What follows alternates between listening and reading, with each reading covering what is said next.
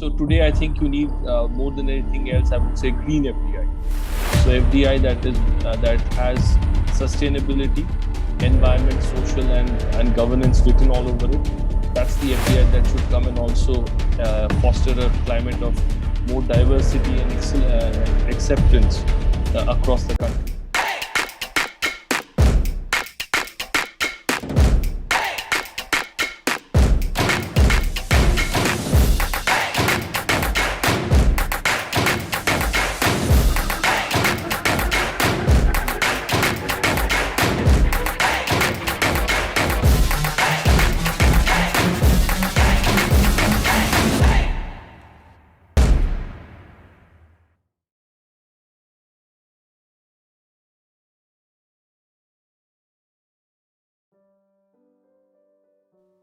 Hello and welcome to the Honest Talk by Fake Folks. I'm Harsh Pandey.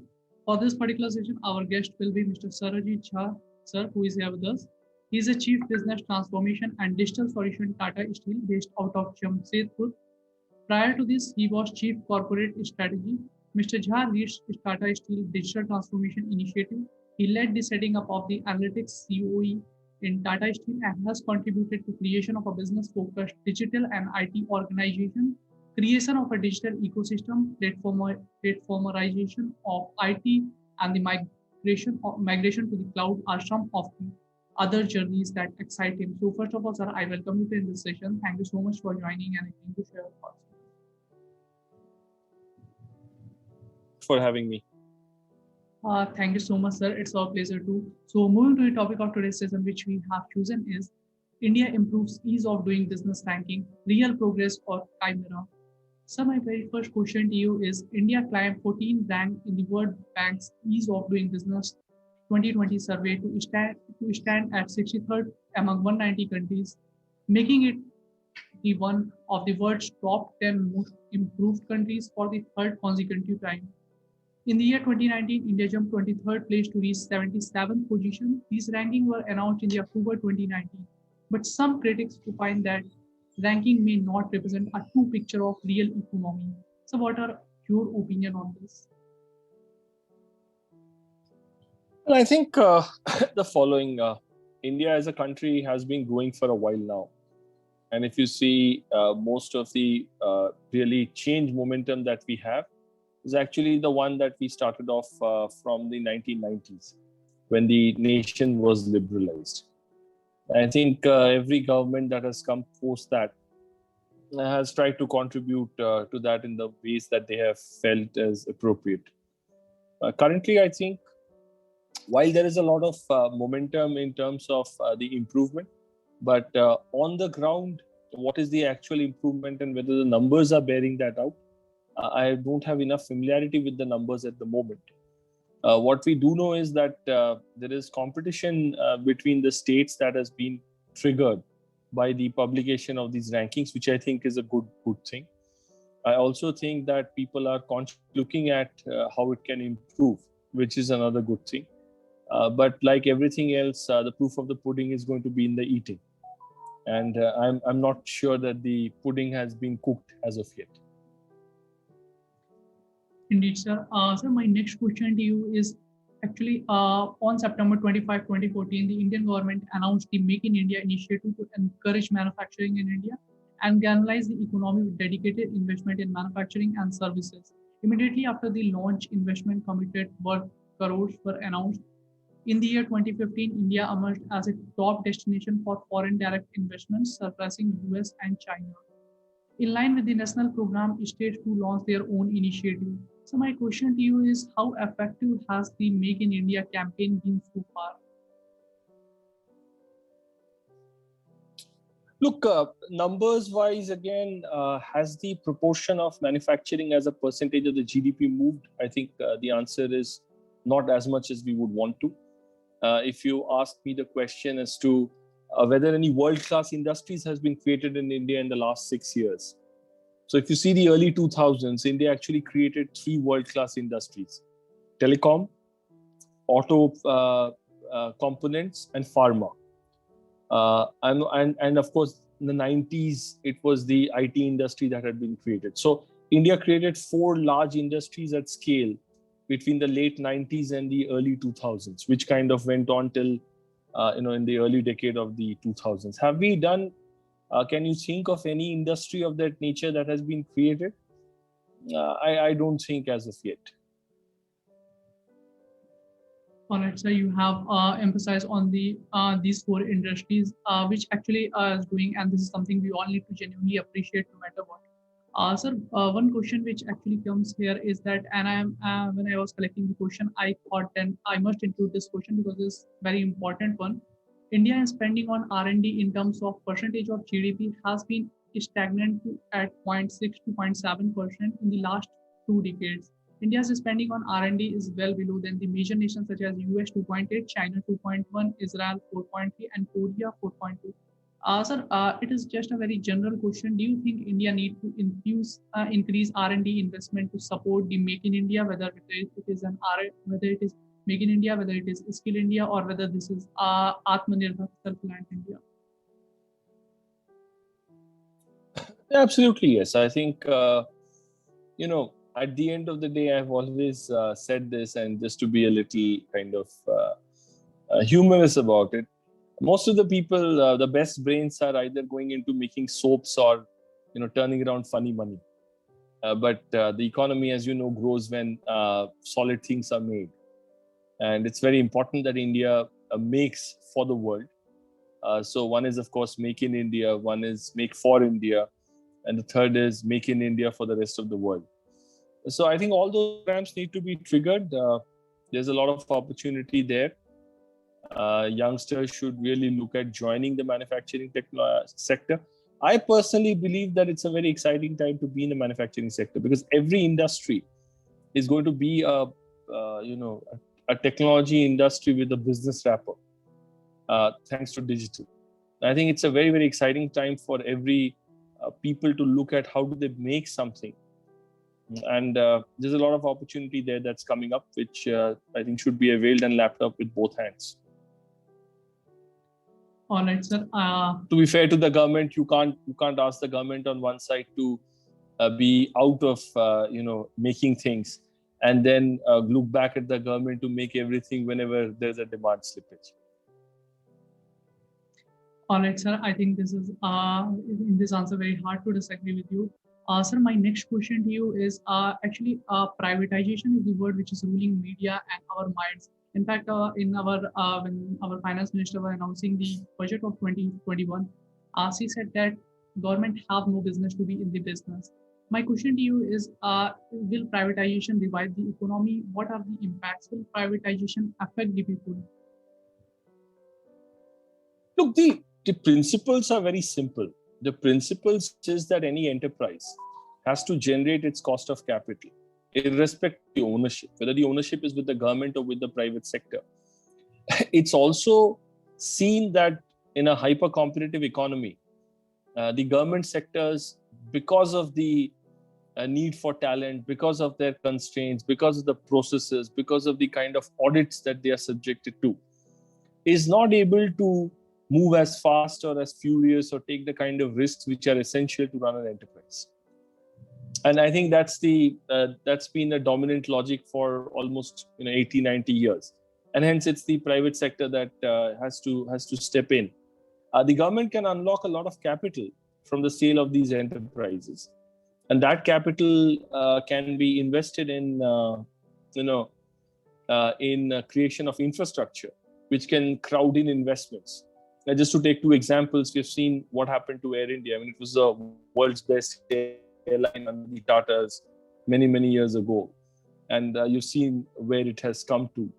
And BSNL at one time had 100% of market share. And again, you've seen how it's struggling to make the investments and make losses. It's not even got its act on 4G technology yet, where the world is talking about 5G technologies. So I think some of those examples are egregious and blatant and staring you in the eye. And of course, there will be exceptions on the other side, like ISRO.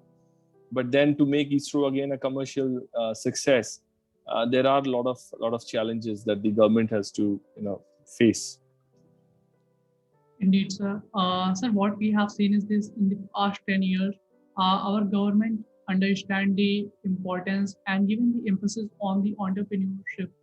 They have whether they have set up the Skill India program, whether that is Make in India, whether it's recent Self-Reliant or Atmanirbhar Bharat. And also they have tried to set up the incubation center inside the colleges campus and all over the country to actually give the to help the all the startups. Sir, my question to you is: any career path requires training, whether you are an accountant, an office manager, or an airline pilot. Becoming an entrepreneur is no different. The skill required to be used at entrepreneurship or in the corporate world as well. They can be applied to almost any field of work. So, do you support the idea of entrepreneurial teaching as a part of higher education? Yeah, I absolutely do. I think it's essential that we understand that the wheels of the economy need to move, and that only happens when there is an entrepreneurial what should I say? There is an entrepreneurial animal spirits are let loose on the in the country, and unless and until there is enterprise, you won't be able to generate enough employment. And India is ultimately a land of the entrepreneur, and there are 75 million micro enterprises in India, and the SMEs contribute to about 38% of the economy. And it's really there that the employment happens, because smaller enterprises are 13 times more, have more IP than larger enterprises per capita. And smaller enterprises also often move much faster. In order to do that, I think the overall business climate and regime needs to be trust-based, needs to be more accommodating, and needs to set ambitious goals, and then let the entrepreneurs make it happen. All right, sir. Sir, our Prime Minister has seen the vision of making India $5 trillion economy, third biggest economy of the world by the year 2025. Sir, what do you believe major sector will contribute in this in his vision to make India $5 trillion economy? Look, if India has to be a 5 trillion economy, then 60% of it has to come from consumption, right? Which is about $3 trillion has to come from consumption, which means there has to be almost a $1.4 trillion of demand generation in India. And about 500, 600 billion will have to come from exports, or even more, maybe about 800 billion from exports. And there has to be a government spending, and there has to be investment. So investment cycle has to be really kick-started. And the government is doing all it can through building up infrastructure. But is infrastructure really crowding in the investments by overall creating an environment which is consistent between the states and the center, and which reflects the collective federalism and capabilities of the states and the center, of which the Prime Minister himself has been a very large votary since his days as the Gujarat Chief Minister, is something that we all really look forward to. All right, sir. Sir, my next question to you is: what do you believe? What are the kind of skills our today's youth need to learn? Whether they are means. Actually, this question is I have got from the student of those who are studying in engineering colleges and B schools. What do you believe? What are the kind of skills apart from their studies? What are the kind of skills they must learn in their college stage to make themselves more compatible with this fast-changing world? See, I think because things change so fast, we call it the 4C model. We say that you need to have critical thinking. So you really need to train yourself on critical thinking. There are a lot of courses like design thinking, etc., that can help you think in that way. You need to be extremely curious. So that's a trait. Look at new things. Meet people who have views different from yours.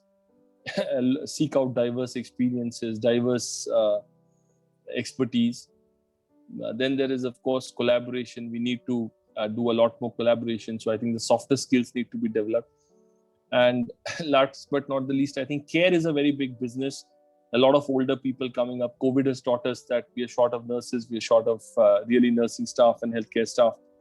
And any other services is a huge area. And I would say that digital, which is AI, ML, your low code, no code movements, those would become AR, VR, augmented reality, virtual reality, blockchain. Those would be some of the things that people really need to learn and train themselves in. Because I see that there'll be a humongous demand for that at least over the next 5 to 10 years, if not more. Indeed, sir. I think it was a very insightful answer from your side, and I'm sure the viewers who are watching, they are surely going to find us insightful. Not only I think, but I do strongly believe this. Sir, my next question to you is: what we have seen is that India is a second largest tech-savvy country. You have talked about, you have stressed on the part of India is best on its digital part. Whether you are talking about the blockchain, India is best in service part. Sir, what do you think? What will be the future of entrepreneurship in India? Well, I see entrepreneurship as being very micro driven. I see the live local, love local expertise going up in terms of services and future small industries. But I also see parallelly the demand for scale. There needs to be a lot more, what should I say, organization of artisans and handicrafts who have really suffered in the current crisis. We will need to invigorate domestic travel. And it would be great if Indians travel in India and not abroad, at least in the next 1 to 2 years, as our hospitality industry finds its feet. And it would be important that things like medical tourism, which was happening, is brought back on its feet. And I also look forward to infrastructure development, primarily through sustainable roads. What happens today is roads are built in India, but they are washed out in the next rainy season. That really needs to change. You need to have a sustainable roads, as well as I think the GST has made a great start in the direction of one market, one country. But critical items like real estate, petroleum, etc., needs to be also brought under the ambit of the GST so that there is an end-to-end tracing of the same. While probably the states would rightly say that the sharing with them of the GST needs to be what they see as more equitable. Indeed, sir. Sir, what are your views on FDI? Is it good for Indian economy? FDI is a must for the Indian economy unless you can raise your incremental capital output ratio to absurd levels. You will need more capital. And if India had infinite capital, then we wouldn't even be talking about FDI. So I think FDI is absolutely essential for any country, that especially for a capital deficit country like India. Which sectors, how it comes. So today, I think you need more than anything else, I would say, green FDI. So FDI that has sustainability, environment, social, and governance written all over it. That's the FDI that should come, and also foster a climate of more diversity and acceptance across the country. We really need to be extremely empathetic and extremely care oriented to the suffering that all of us are going through in the country. These are very, very challenging times, and humanity is at war with a virus. And hence, all the more reason that we be very sensitive, we be caring, we do our bit, and avoid any sort of unnecessary or inflammatory digressions. All right, sir. Sir, what we have seen in the past that in the past 3 to 4 years that our IT minister or our law minister keep talking about making in India data refinery. He believes that if because of our population, we produces humongous amount of data, and this is the advantage that we have, and also we are the tech-savvy country. So he always stressed on the part that India will be the data refinery. What are your opinion on this? Well, I believe data is the new sunlight. I think the minister is right in saying that India has humongous amount of data. I believe that it's important that data privacy laws are such that, on one hand, the privacy of the citizens against private entrepreneurs and the government is protected, as well as the collective data of the nation is protected from beyond its borders. I think it's a fantastic opportunity as long as we have the right governance and the data is given back as an asset to each of the citizens, which they can own and orchestrate and manage and administer in the way that they want. At the same time, everybody may not have the same amount of data literacy as some of us may enjoy. So it's also very important that there is a huge awareness campaign and education campaign that makes people aware of how precious data is and what are the kind of rights that they ought to have and exercise around it.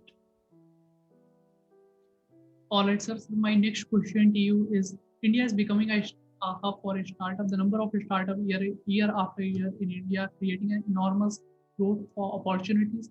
More than 12,000 startups came up last year, according to NASSCOM. How do you see the role of entrepreneurs in boosting Indian economy and generating employment?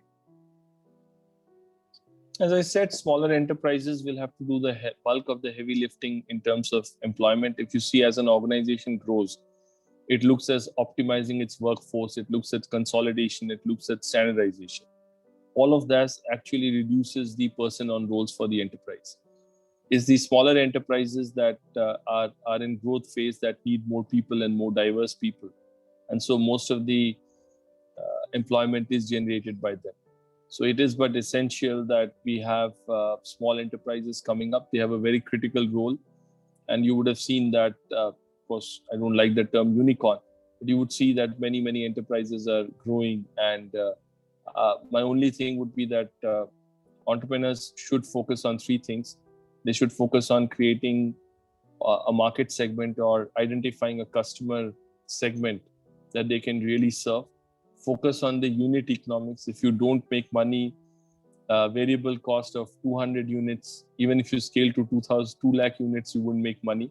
So unit economics is very important. And I think, those are the two main things, and stay the course, which I think they do fantastically.